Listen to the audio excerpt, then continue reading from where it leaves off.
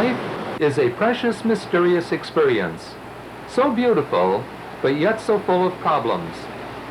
Often, we find we need help in solving our more serious problems. For many, the most profound help will come from prayer. One can also benefit from reflecting on the accomplishments of a certain few unique religious leaders. Brother Joseph Zodel was one such individual.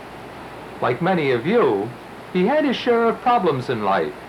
Yet in spite of these, he still managed to create a magnificent inspiration, the Ave Maria Grotto. It is there that he placed his numerous miniature replicas of famous holy places from around the world. What is their significance? Perhaps Brother Joseph intended them as models to show people they can overcome their serious problems more easily by first miniaturizing them. Indeed, his entire life was devoted to showing you don't need riches to enrich the world. This is his story.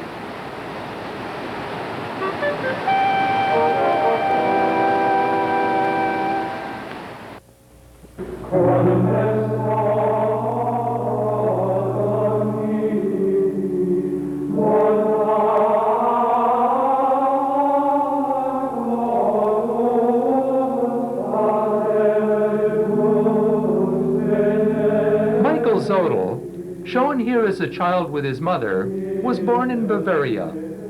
When he was 13 years old, he left his family and home in order to pursue a very special vocation.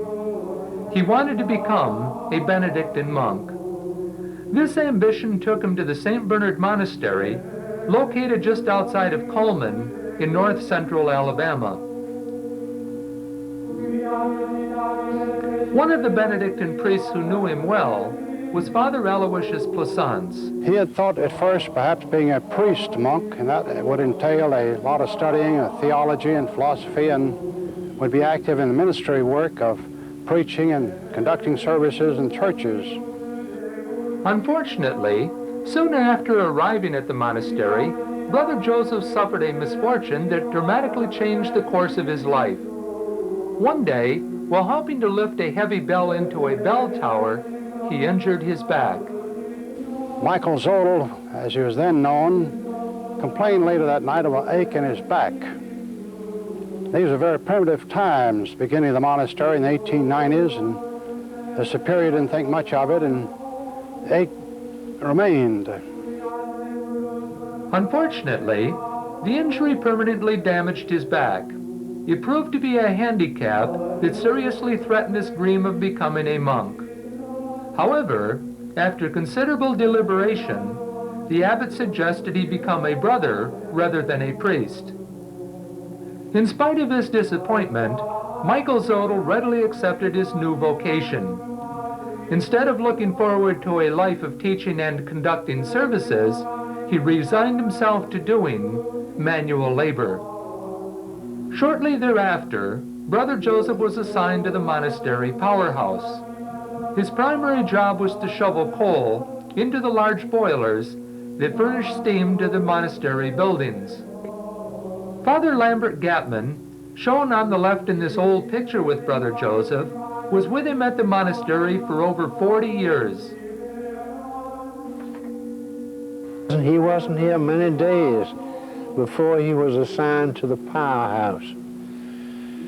He went down, he worked, he shoveled coal, and he had various other jobs. He took care of his duties down in the power plant, and in a short time, he started collecting rock. And everybody wondered what Brother Joe was going to do with the rock. He had charge of the power plant down there.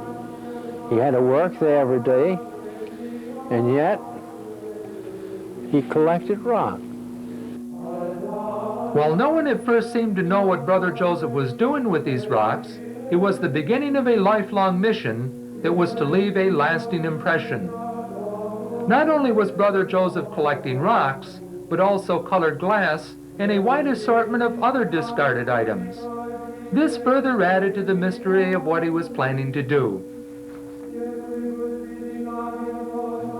Adjacent to the large boilers in the powerhouse, Brother Joseph had a workshop. It wasn't very large and contained only a limited assortment of tools. But here, in his spare time, Brother Joseph embarked on an ambitious task that continued throughout his life. He began to cement the rocks and discarded materials into replicas of buildings in Jerusalem. After each building was painstakingly crafted and partly assembled, Brother Joseph placed it on a wheelbarrow and wheeled it out through this door of the powerhouse. The earliest of these were taken to the monastery recreation grounds, where they were assembled for display. As the years passed, Brother Joseph kept adding more little buildings and shrines to his collection. Because of their religious significance, the local people who came to see them began to call his collection Jerusalem in miniature and Little Jerusalem. They became so popular during the 1920s that the abbot instructed Brother Joseph not to build anymore. Their presence was causing a disruption in the daily routines at the monastery. Eventually, however, a practical solution was found. Near the main entrance of the monastery, there was this large stone quarry. The abbot and his council decided if they could put the buildings there and landscape this old stone quarry, then the people could come and enjoy Brother Joseph's little buildings without disturbing the privacy of the monastery, and that's what they did. The miniature buildings were moved to this new site, but many of the shrines in the collection were not moved.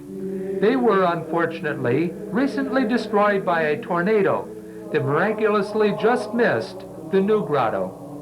Brother Joseph designed and helped build the main grotto, which is about 20 feet wide and about 35 feet in height, and perhaps 15 feet in depth. On both sides of this grotto, they laid the buildings that Brother Joseph had completed, landscaped on the side of the old quarry.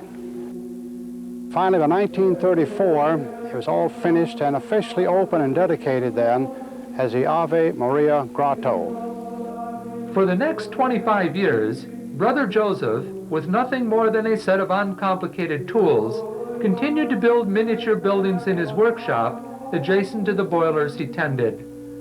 During his lifetime, he managed to build a total of some 130 replicas. Brother Joe is known as a very humble, sincere man, and many of the times when he was in the grotto working, in his old clothes, he always wore overalls and a little bitty jacket and a little cap. And very few people ever recognized him as the builder of all these little buildings. He's a very dedicated man and wanted no publicity of his own. One occasion, I saw him in his old clothes and we were near a fire plug. I wanted to get the height of the man to show how tall he was. He was a very tiny man. I asked him to stand by the fire plug. He just came a little above the fire plug itself in height. He just smiled and said, "I'm not much taller than that fire plug." In truth, he was just slightly over 5 feet in height, a little man who ironically spent his life crafting little buildings.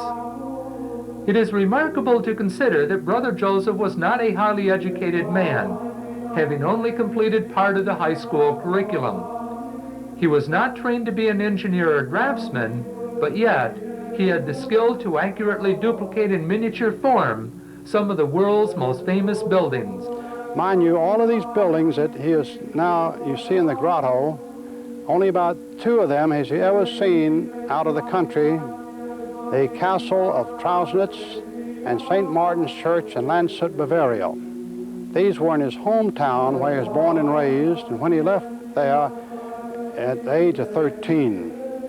In spite of his never having personally seen them, Brother Joseph, working from photographs, painstakingly replicated the fine details of every building he crafted. This is a replica, or what Brother Joseph called an outline of St. Peter's Church in Rome. Perhaps a little bit more correctly, it is St. Peter's Basilica. It's the church of the Pope in Rome. Any visitor to Rome generally includes a visit to this beautiful Basilica of St. Peter's. They all remember a huge open square in the front and a large up-sleeps in the middle here and a large colonnade around the edge. This replica was built in the 1950s. The abbot at the time returned from a trip to Rome and suggested to Brother Joseph that he build a replica of St. Peter's. Brother Joseph agreed, and with only a picture from the library to guide him, he set to work. It took him close to 5 months, working only in his spare time, to build this model. Consistent with his creative nature, his choice of building materials was highly practical, but a bit unusual. For example, the top dome was made from a bird cage. The 2 smaller domes were made from a toilet bowl float, cut in 2. It is hard to believe that Brother Joseph was able to exact such detail and beauty from seemingly worthless items.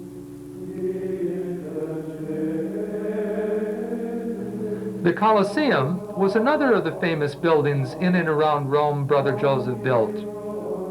The Leaning Tower of Pisa, to the north of Rome, is still another well-known building he placed in the Ave Maria grotto.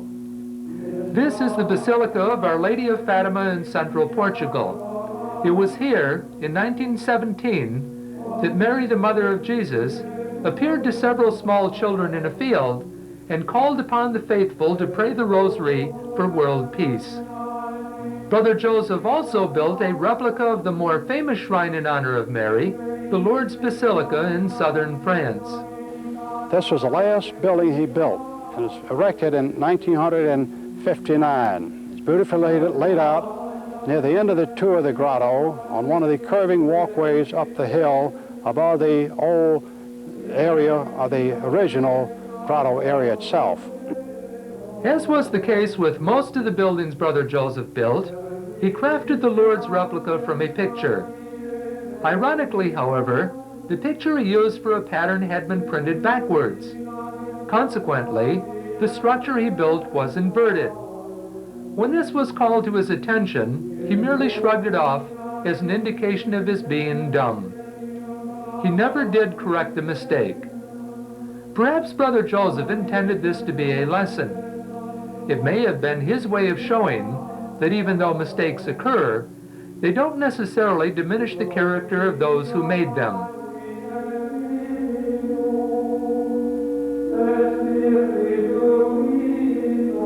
In spite of his handicaps, in spite of his limitations, Brother Joseph did indeed build a magnificent inspiration.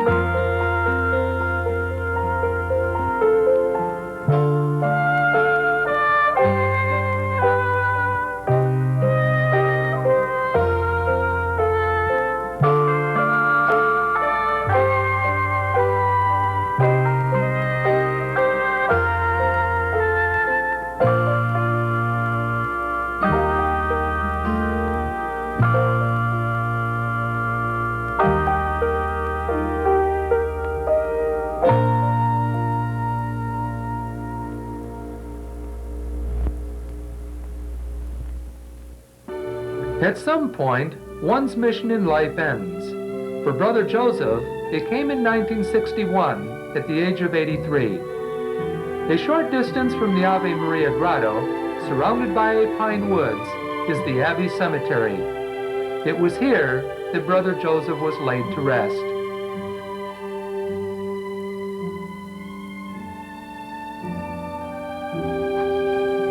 Certainly his life has been a life of prayer, dedication to things of God and things of goodness and beauty. The Ave Maria Grotto then stands as a beautiful memorial and a dedicated memorial to this man of God who, as a life of a humble monk, spent all of his time in a powerhouse shoveling coal, and also 4 and 5 hours a day in prayer with his fellow Benedictine monks, praying for others, praying for himself, and praying for his monastery of St. Bernard. The spirit of St. Benedict, who founded the Benedictine monasteries, and of course the order of which he was a member, permeates the beautifulness of Brother Joe's life. We think that Brother Joseph certainly gained heaven shortly after his death. His spirit remains with us, and his body remains close by to the grotto.